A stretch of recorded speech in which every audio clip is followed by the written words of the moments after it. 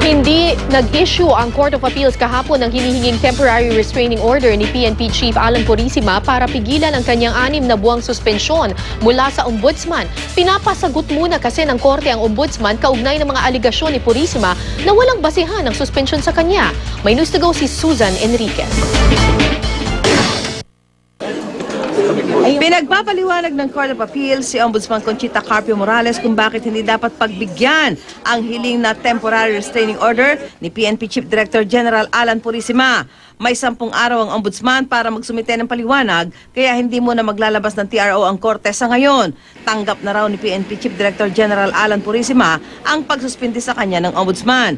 Pero umaasa pa rin si Purisima na mapagbibigyan ng Court of Appeals ang hilig niya para sa isang TRO. Ayon sa kampo ni Purisima, nagkaroon umano ng grave abuse of discretion si Ombudsman Conchita Carpio Morales nang mag-issue ng preventive suspension.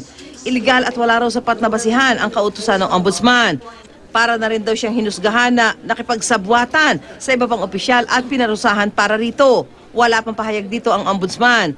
Hindi naman makikialam si Pangulong Aquino sa issue ng preventive suspension kay PNP Chief Director General Alan Purisima ng 6 na buwan. Kaugnay ng questionable umunong kontrata ng PNP sa courier service na Warefast Documentary Agency.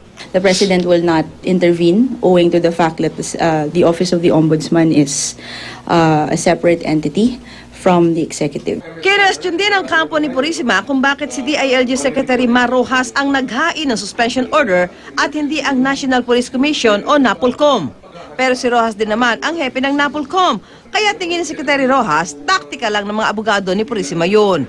Nag-usap kami ni Director General Purisima. Sabi naman niya, oo naman sir, okay naman, sabi niya. Trabaho lang ito, ordinary course of business. Huwag nating palakihin ang regular na gawain. Si Deputy Director General Leonardo Espina ang pansamantalang humalili kay Purisima. Susan Enriquez, GMA News.